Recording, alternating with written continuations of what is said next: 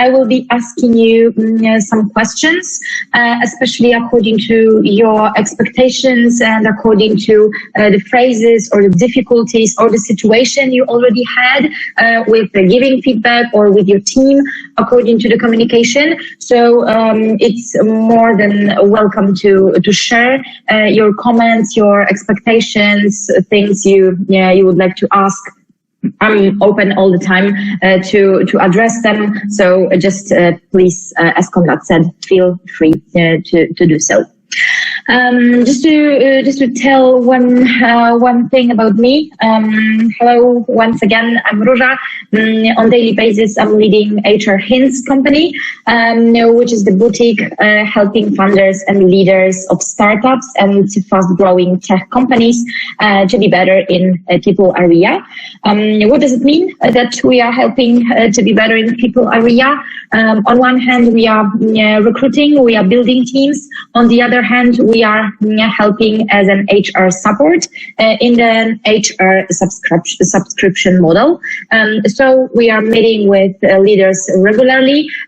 We are having things once, twice, 3 times a week to check if there's leadership, there's communication and other issues, problems, challenges are well addressed. We are having a background in psychology, performance studies, management. My team also is experienced in law, in psychology, and in sociology. So that's the group of HR Hints. My background is psychological one. I'm in the process of PhD, working on labor law and psychology borders. So that's the field I'm working on now. And as I said, we are working mainly with startups. We don't work with big organizations. We are especially dedicated to companies which are on the intensive level of growing and the stage where usually companies are getting, for example, they are getting investment rounds after seed, pre-seed, after round A, round B, from 5 people on board up to 60, 80, not more than 100. So that type of organizations are our field of expertise. And just to be sure that I know what you would like to talk about, because I would like to focus on giving feedback and receiving feedback. We will go through the feedback techniques, like 3 basis one, and the general communication flow and communication tips. But this is the moment, especially this one. But of course, after that, if you would like to, you can always share. But especially now, if you would like to share any of your expectations or telling what are you busy with, what kind of problems you would like to address, or what you would like to discuss today, please write it down, please send it, and I will be especially sensitive to that specific area, and I think it would be more helpful and productive for you in this case. So if we are not having enough time to do a round to ask everyone, especially that we are in the number of 22, yeah, as I see.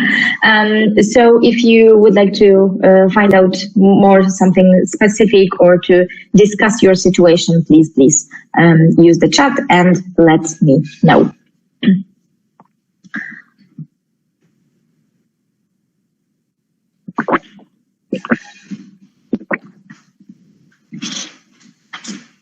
Okay, I don't see nothing specific so far. So if anything will change from your side, just please write it down, or you can comment. And Konrad, you can also just interrupt me and say that something is going on the chat. So we'll be breaking for a little bit. Okay, just to start with, just to discuss the reason and the context why giving and receiving feedback is important, why it matters, especially due to the cases, because of the fact that in general, giving feedback in big organizations where we are having performance review cycle, where we are having regular company meetings using Workday or other big employee systems is a little bit different than giving feedback, also due to the specific of the startups. So the fact that we are working very closely to other people, we don't have that kind of distance, which is typical for bigger companies, corporations. The decision process is usually very short, and we as the founders, we are really exposed not only to daily problems, but also to strategic problems, and we are really close to people problems. So that's the context we are in.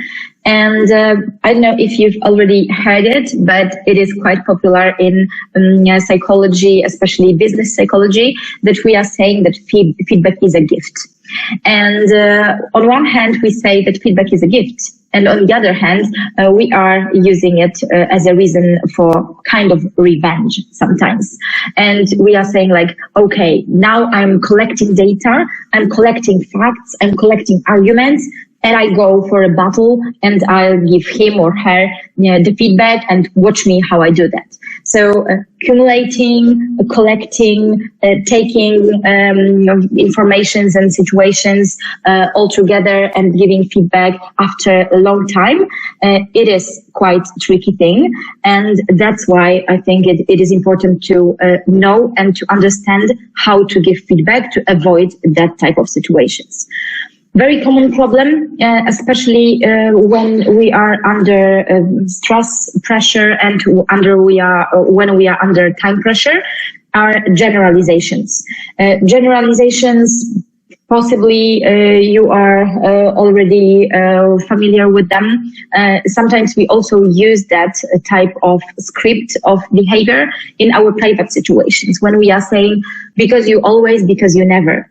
So this is the tricky thing when we are talking to someone giving feedback, that you never listen to me. You are always late. You are always disappointing me. You are never on time. You are always crossing past the deadlines. So the generalization and telling something, sending such a signal that it is not a chance for change. This is not one situation I would like to give feedback to, but you are always. It is really making giving feedback hard because of the fact that this person doesn't have a chance to make better, doesn't have a chance to perform in a different way, and that's why we are giving feedback. So giving feedback, we really need and believe, we have to believe that we give someone a chance to change. Different strategy is and the strong link to giving feedback is talking behind someone's back. This is quite common, and when we are, for example, talking to people, they are saying, okay, I gave feedback, I was given feedback about you, or I gave feedback about you that you did something and something. This is not a feedback. So this is the opinion given to someone else. And the absolutely basic thing in giving feedback, and the thing why it is so important to give feedback one-on-one, is the reason that if we are taking a third or fourth or fifth people on board in our relation, it really starts to be tricky because of the fact that we lose trust on one hand, and we take the safety from our relation, just to make sure that both sides are having this willingness to perform better, to work together better because of the fact that we are talking about working environment. It is the main important thing to have this trust that I give this feedback to make you perform and make you work and behave better. So this is the main level of importance for me. And sometimes we are having this hint, we want to avoid full responsibility for the feedback. So we are taking the army behind our back. So we are saying, I'm not the only person who says that. I'm super open with you, but I'm the only one. Other people will not tell you about this. We don't have to do that, really. We really communicate on I communication. I feel, I see, I think. This is super important because of the fact that, again, when we are taking this army behind our back, we are maybe feeling more comfortable because we are not feeling very alone giving this feedback. But this is our psychological need. And let's think about the second person and let's focus on his or her needs and situation. Completely different strategy and quite common problem when we are talking about social psychology and business psychology is the fact that people which are feedbacked, they are taking this feedback as an attack, and that's why receiving feedback is not less important than giving feedback. People are reacting in totally different ways, sometimes different than we do, and sometimes it is really hurtful for us because of the fact that we want to be honest, we want to be transparent, and this person is reacting like, oh yeah, what else I'm doing wrong? Oh yeah, you have never liked me. So that's obvious that you don't support me. And of course, I'm the worst. I did it wrong again. Yeah. So today we will also discuss what we can do in such situation when we see, for example, that our employees are not it is not motivating for them. They are not stronger thanks to that feedback. They are not knowing what to do, but they are going down and they are feeling depressed, or they are having a bad mood due to the fact that they got the feedback. And the last thing, the quite common reaction, quite common problem in giving and receiving feedback is the fact that we give feedback so rarely and we don't have the habit to do it regularly, and this is not a normal process of communication, that we give this feedback and we run. So we are escaping due to the fact that we think like, oh my God, what just happened? So we are not having this time to accelerate. We don't have this time to incubate this feedback, to think about it, to ask if this feedback was really taken. Is this person had space and opportunity to hear this really? We just run through and we just leaving the situation. To start with, I would like to show you the background from cognitive perspective, from psychology point of view, and that's the way how we better understand why we don't have time to listen to other people, why we don't have the space and the possibility to really listen and understand what other people think, what they mean every time, and why clear communication, short communication, and precise communication is super important on a daily basis. I don't know if you had ever had such an experience that you were asked in a queue for something, like to tell a few words to introduce yourself, for example, or tell a few words to tell something about your problems or about your needs, especially on workshops or when you are new in the room.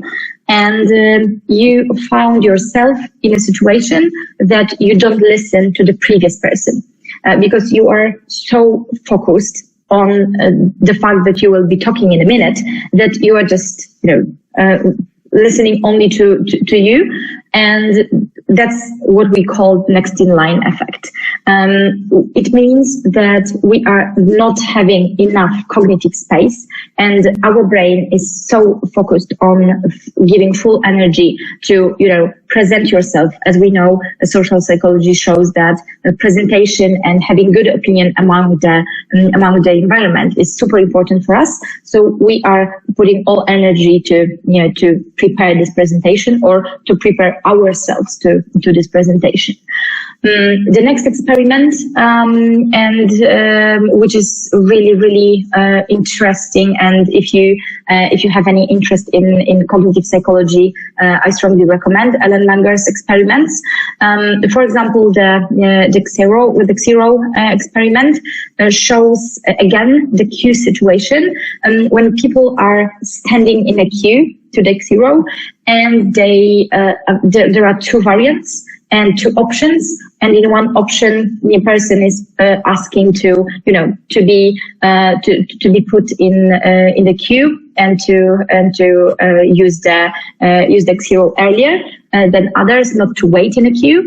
And in the first option, the person is asking like, excuse me, can I get into the queue before you, because of the fact that I'm really, for example, in a hurry, I'm having a bus, I'm having a lecture, I'm having an exam, whatever, like super rational and sensible reason for having space in a queue.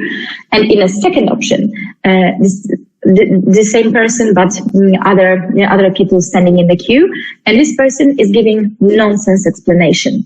So is giving the full sentence structure. So it's saying like, excuse me, can you give me a place in a queue? Can I go before you? Because of the fact that I have to copy something. So it doesn't make sense at all, but the results are super surprisingly because of the fact that the form is enough to have the same results as the person who is giving a real reason. So that shows us, and also other experiments of Ellen Langer, they are showing us that it is not super important what kind of words, what kind of things, what kind of arguments, what kind of, content, insight you will be putting in, but the form is super important, especially when people are waiting, especially when they are nervous, especially when they are thinking about different things. Because of the fact that we are really focused on ourselves, we are really focused on our million things we have to do around, and we are not listening to every word other people say. So, and the last thing I would like to show you, the still face experiment. Babies this young are extreme. Are you able to hear that as well? Yes, we can hear.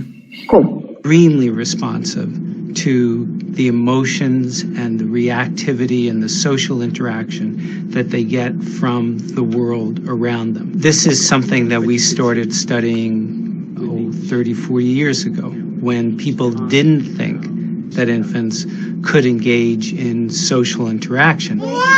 In the still face experiment, what the mother did was she sits down and she's playing with her baby who's about a year of age. I'm like a girl. Oh. And she gives a greeting to the baby gives a greeting back to her. Yeah. This baby starts pointing at different places in the world, and the mother's trying to engage her and play with her. They're working to coordinate their emotions and their intentions, what they want to do in the world. And that's really what the baby is used to. And then we ask the mother to not respond to the baby. The baby very quickly picks up on this. And then she uses all of her abilities to try and get the mother back. She smiles at the mother. She points because she's used to the mother looking where she points. The baby puts both hands up in front of her and says, "What's happening here?" She makes that screechy sound at the mother, like, "Come on, why aren't we doing this?" Even in this 2 minutes when they don't get the normal reaction, they react with negative emotions. They turn away. They feel the stress of it. They actually may lose control of their posture because of the stress that they're experiencing. Okay.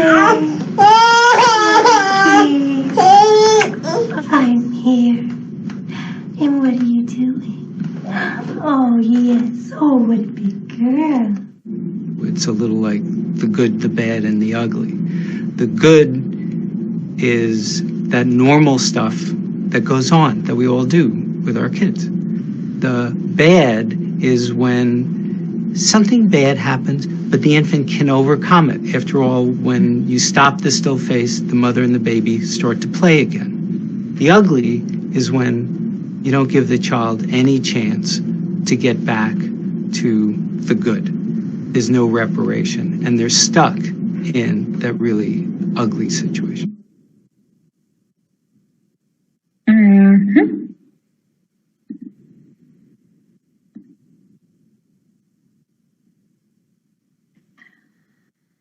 Okay, and my favorite part of that experiment, my favorite part of that film is that moment.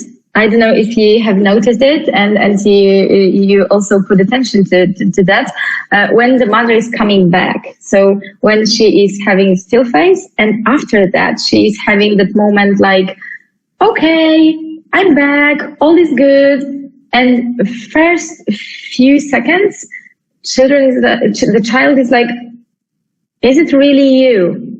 And that's the moment which is lasting for a quite short part of time. So that's the reason why I'm showing you this film, because of the fact that in managers and people's relations, it is really similar. However, our people we are hiring, there are not children, of course, but the mechanism is quite similar. So if we are having totally out of feedback communication, and if we are lacking this feedback, every sign of the feedback, every sign of communication is coming back with, real hope from employees' side, because of the fact that we need it so much, and we are so disorientated, and we are so miscommunicated when we don't give, when we are not given any communication, any feedback, that we are lacking it so much that we are taking everything as a good sign. So that's, for example, when we are working with the companies and we are working in HR on demand area, and we are not recruiting, but we are doing HR in subscription, and we are starting the communication. So, for example, the startups, the companies which were not really interested previously, they were not interested, or they just didn't have time for that, because this is the usual reason. And they start to communicate. They are starting to organize all hands, one-on-one meetings, brainstormings, retros. Like the communication is starting to happen. They got very great and positive and open feedback.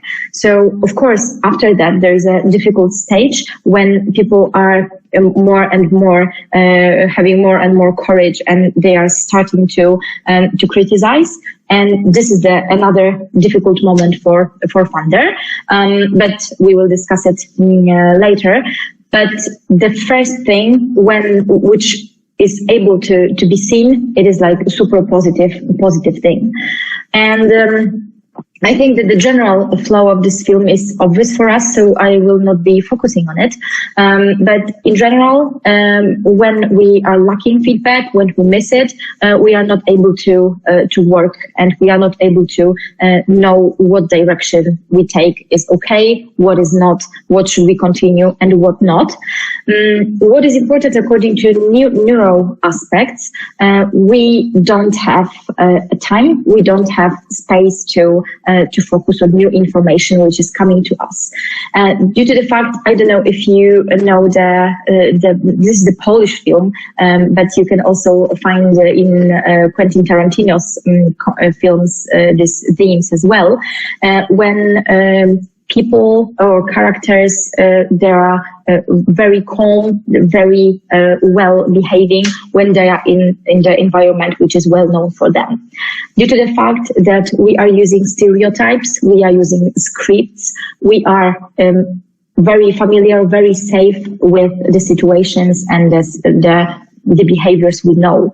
If we are doing something and we are getting feedback that it is not the best option, this should change somehow, we are feeling anxiety, and it is absolutely normal. It is absolutely okay, but we have to start to learn how to communicate it, because it can be challenging how to face it.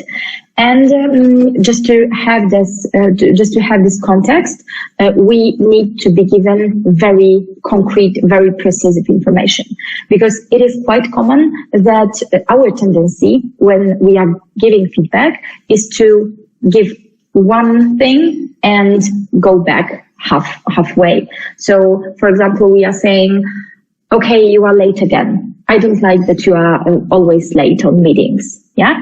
And someone is saying like, okay, but, oh yeah. And the author of the feedback is saying, oh yeah, I know that you are living very far from the office. I know that you had a meeting in the morning. So I totally understand it. So like, we give feedback or we don't. It is not okay to have the liquidity in it, because of the fact that the person who is receiving the feedback is not aware and doesn't know what to do. Like, is it okay what I do or not? Like, give me the concrete follow-up, give me the concrete information. In general, the goal of the feedback is to have the direction, what exactly should change and what exactly we can do to change it. And we can help, of course, especially to the typical techniques we will be using. And according to the frameworks, according to the techniques, according to the methods, these are the two totally opposite techniques of giving feedback. So SBI, VI, and NVC. We are also having quite a popular technique which is called Foucault. We are also having a technique called Oscar. But I chose two quite popular ones. So SBI, also in an option with SBI, VI, so follow up, and I will show you how to do that. And NVC, which is totally opposite, and it is also very strongly connected with the culture. And the sandwich one. The sandwich is also quite popular, but it is tricky to use it well. Because people are usually saying that sandwich is just giving good information, bad information, and good information, and it's not so easy. And that's why in many cases, sandwich is not working. So we will go through this technique. And if you, of course, have any questions or comments, so just let me know. To start with SBI, BI, we are starting with situation. We go through behavior. So we are working on concrete aspects. What exactly happened, how you behave, and how it impacts me. So the fact that, let's use this example with being late, the fact that you are late, the fact that meeting has to wait for you makes other meetings late, and makes my meetings late, of course. So that impacts me in such a scale that I'm ready to tell you to change this behavior. And of course, we can do the follow-up version and non-follow-up version. Just as BI is non-follow-up version. So you are saying, you are late, my meeting has to be cancelled or has to late as well. I don't like this behavior. The follow-up thing is the again BI, but expected behavior and expected impact. So what I would like to change, what I would like you to do differently, what I would like to communicate to you to, work in a different way. when we are in a situation of the founder, or when we are situation of the manager or the project manager or someone who is, from the formal point of view, in a domination position in a work environment, usually it is just SBI, informal situations. In startups, we are usually working on full versions because of the fact that in many of our companies there is a flat structure. And if we are having the flat structure, we are also able to give the tips what exactly should change. Especially because of the fact that our work environment is super dynamic and many things is going around and many things is changing. Sometimes it is better to say directly what exactly should change. What is quite popular in startups, we are expecting people to be very mature when they are joining, and we usually expect people to have the great ownership and have to manage, organize, coordinate many things in one time. And sometimes we forget that as a part of onboarding we should provide to these people, it is always the strict directions, what exactly, how we do in a startup. Because of the fact that I usually, when there is a problem, for example, with non-understanding between manager, especially new hired manager, and the founder, it is very common to see the problem that founder doesn't communicate his or her expectations directly, and after that he or she expects that it is obvious that when you make that mistake, you are doing it on your own, and when you are doing that mistake, you are coming to me. It's not obvious. Like, let's assume that there are non-obvious things in our organization because of the fact that people know that things about your organization, your culture, and your rules. You already communicate to them. And sometimes it is very tricky because we are hiring experienced people, and we are hiring people from other startups, other great organizations, and we treat them like they were ready to work, and they are not, because of the fact that you as a founder or you as a manager, you always have to spend time to onboard this person, to let this person know the rules and the flow which is working in your company. There are not ready employees on the market to be in your company. It is super important. So that's why I recommend to use the full one. Especially at the beginning, especially when we are onboarding people, just to show like, okay, what's happened, and what I expect to be in the next situation. That's the super non-emotional, non-personal, quite objective method. That's why I take it as an example of very, let's say, cold one. Like, okay, I'm just an observer. The situation is like that. Behavior is like that. That's how it impacts me. After that, we will be talking about communication things. And on the opposite, on the absolutely different area of opposition, there is Nvc method. Nvc method is much more, in my observation, American than Polish one, because of the fact that it is very personal and it is having a lot to do with feelings. And in our business culture, we really want to be not into emotions. We want to present ourselves in a rational way. And when I work with Americans, for example, and when we are hiring people in US, we see that in US cases, there is much more space to talk about my feelings, my needs, what I see, how I feel. And even I see that when we are communicating, like we are having two customers having a department in Poland and department in the US and none other locations.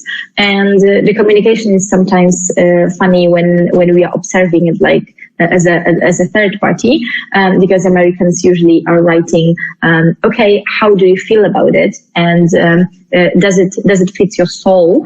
And Polish people are saying, do you understand what I mean? Have you read what I wrote? Is it clear? So yeah, of course it's just wording, but on one hand it's wording, and on the other hand, like, words is everything we have according to communicating with external words. So it's for me it's pretty visible that it is a difference, but both of these methods, as I said, on this line, there is also the Foucault method, the Oscar method, but all of them are having the common points we will go through after that. But focusing for a minute on NVC exactly, it is starting from the observation point of view. So saying, okay, what I see is the situation that you are late, but the fact that I'm talking about to you is the fact that you are doing it for the third time. And it really means to me that you don't respect me. And my need is to have your, understanding your reason why you are doing it again to me. So it is really taking things more through the prism of the feelings, of the needs, and asking again. This is the version from this part in brackets. So BI, the follow-up. We are having here again the version of follow-up. So the representation. So what exactly should change? Because for me, it is very hurtful, and I feel you don't respect me, and I feel that it is happening again.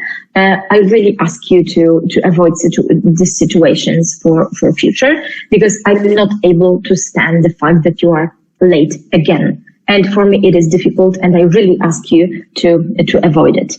So we are having that point of view when it is so personal that we are able to change our behavior, not to hurt someone else. So it is not so objective in the SBI-BA version, but more due to the fact that we are empathetic and we want to help others in better cooperation. And the third option, the third technique, the third option of giving feedback, I would like to tell you today is the sandwich method. The sandwich method is quite a common one and well known, but the very important aspect of that is missing usually, because of the fact that, as I said previously, when we are talking about sandwich, people are thinking, okay, so good information at the beginning, bad information, the crucial one, which I want to tell someone about, is in the middle, and after that, it is the positive one at the end. It is not the right understanding of it, because of the fact that crucial thing, and you can see that on the short list of sandwich errors, that there's no link between first part and second part. And to use the analogy, you are not doing a sandwich from cheese, shoes, and water, for example. You are using it using the same ingredients. So here, exactly the same. You really need to use the same ingredients. Same ingredients in this area means that this is the same level of behavior or the same level of skill. So, for example, you are able to manage your time well, and I know that you are having all the meetings under control, but I see that there is a problem with timing for you. So, on one hand, you organize that well. On the other hand, you are late again. You are late for the third time in this week. So I think this is a problem. So maybe, and we go to the third point, maybe I can support you. Maybe I can send you reminders, or maybe you can use Google Calendar reminders or whatever. Super important here, it is not to take everything into your sandwich, but use these specific ingredients which are matching to each other. Because of the fact that when you are saying you are a very good employee, and I think that you are having great level of accountability, for example, but you are ugly. But on the other hand, you are doing all the skills, all the tasks well, and you are having great skills. So like the negative information is like, okay, I'm ugly, but what can I do about that? Like we, in this case, when we are communicating like that, we are leaving someone with no chance to go better, with no chance to grow. Like in sandwich, the crucial point is the showing the possibility to grow. So the link between one part and the second part. So one part is like you have the skill for it. You are able to organize your calendar. On the other hand, I see you don't do that well because you are late on meetings. So how can we combine the first one and the second one just to have a perfect effect I'm waiting for? So that's the crucial point of the sandwich, and that's the thing many people during giving feedback and in our common understanding also it is sometimes missing, according to what we do. And in startups, it is very common that leaders are making this mistake that they are giving feedback in sandwich way. They think that it is the sandwich way, and they, for example, they are having a misunderstanding here because they are using other people to compare and contrast. I don't know if you had such experiences from the employee or the employer side, but I mean the situation that when we are talking about your possibility to grow, your chances or your mistakes you are making, and we are talking about other people. Like, okay, see, Kasia in this time is able to do this and this, so I believe that you are also able to. So comparing to the other people is always wrong.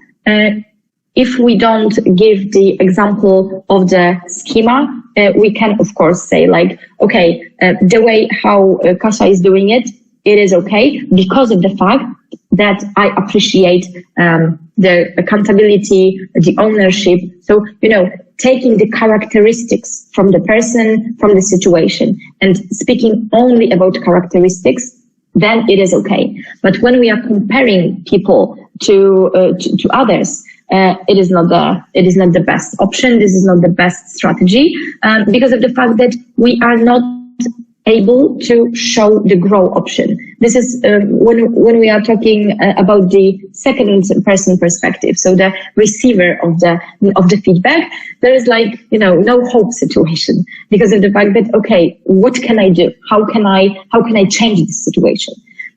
Always try to remember that the most important in giving feedback is the option to change the behavior, because we don't give the feedback to punish someone, we don't give the feedback to take revenge, but we are giving feedback to make the real impact and to change someone's behavior, because really it is we are having a need for the change, or we want to encourage someone to do that.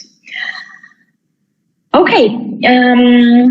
I don't know if you have any questions, any comments according to the methods, or you feel that one is more into you, less into you. Why no? Why yes?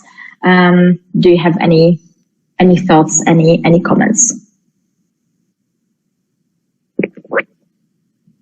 Don't be afraid.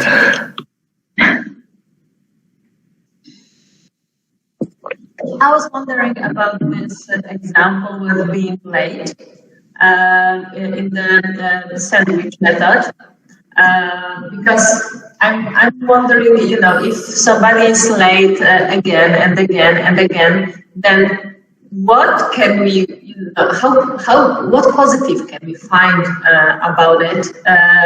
I think if that's a situation that comes again and again, it means that this person doesn't have an ability to manage her calendar, or she is doing something wrong.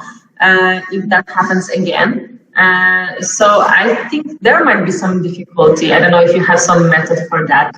In such case, we are having two options. Of course, we can avoid using sandwich as a technique.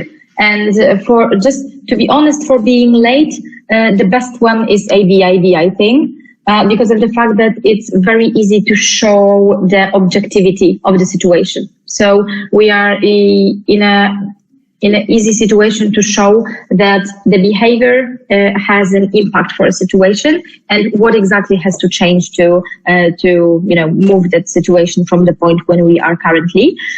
So of course the first option is to avoid sandwich technique, but the second one is if we are able to and if we are wanting to use sandwich for some reason and feedback someone about being late using sandwich, it is good to switch and to use as a positive the organization skills of someone, because of the fact that sometimes it is the mix, and I have many such experiences, that the most common person being late on the meetings is the project manager. Because of the fact that this person is having so many things on his or on her, and there are so many things around that, she's or he's starting a meeting and he's having like 5 calls at the minute. And of course, there is no reason to say like, okay, I understand that you are so busy, so many people is calling you, etc. But just to use the positive aspect and the skill this person has. And it is possible, because I'm sure that you are also knowing a lot of people when you are looking at them and you know what kind of characteristics they have, it is like an opposite of stereotype the work of they are having. For example, I'm having 3 friends, colleagues, who are CFO, and they are super unconcrete. And they are great CFOs, they are working with the VCs, but when we are working with them, they are non-concrete in the communication, they are non-very, numbers focused, not at all. So it is sometimes the link between the fact that someone is having type of skills, but there are other behaviors who are, having the conflict. So maybe this conversation, starting from that feedback, should focus on it. And when we are having one-on-one with such person, we are able to say like, okay, I see that from organization point of skills, you do this one thing very good. And on the other hand, you are not able to be on time. What's going on? How can I understand it? It is not always the situation that we are giving feedback and we are saying like, okay, that's enough. Sometimes it is worth to invite someone to say, I have a cognitive conflict, because on one hand you do things and on the other you don't do things which are in the need of the same skill. So in this case, when we don't have an idea like what we can use as a positive thing, we just don't use the sandwich. And if we have an idea how to use the sandwich and how to, call the 1 or 2 positive behaviors from the same area, we should try. Because it's like, maybe there's not about characteristics, maybe it is not about the habit of that person, but it is about, external circumstances, or something is, happening on the lawn, and maybe we can help someone to avoid it. Thank you. That was a very good example with this project manager. That was totally in point. Yeah. Good point. Thank you. Thank you. Okay. Do you have any other comments or questions, or I don't know, you would like to share something maybe? If you would like to share like what experiences are close to you according to giving feedback, or what methods sound sensible in your case, and which of them are like totally not for you and out of your understanding. So please share as well. And in the meantime, Okay, I don't see anyone raising hand and nothing on chat. Okay, so we can move forward. According to the fact, how can we communicate? So not only what kind of techniques we can use, not only what exactly we can say and what flow we could use. As you know, we can communicate in a very emotional and situation way, and we can also be rather cold and rather distant and rather having that perspective of the kind of observer. So it is all possible, but the most important here are the communication thing, the small things which we are using on daily basis when we are giving feedback to other people, and we are building habits, because of the fact that we are, as a leaders, as a founders of startups, we are role models. So we want it or not, we are.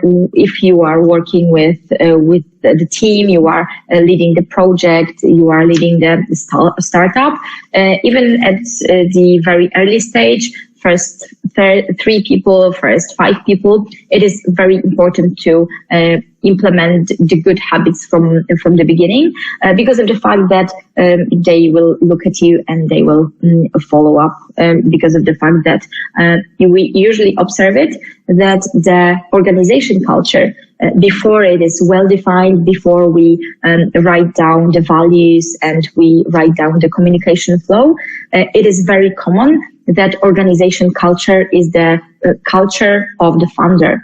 And it is very easy to be seen up to 40 people even in organizations, that the types of even, for example, when we are using this calendar and time example, even the treating the calendar. So like being on time on a meetings, or being 2 minutes late or 3 minutes late, or, being totally fluid according to the calendar. It is usually implementation of the founder's approach and the founder's mindset. It is super transparent and super nice to see when we are getting into the company.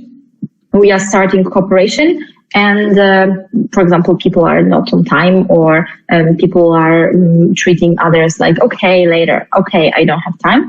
And after, for example, half a day or after a whole day, we are meeting with the founder, and the founder is communicating like, okay, just it is in the calendar, but it's not valid.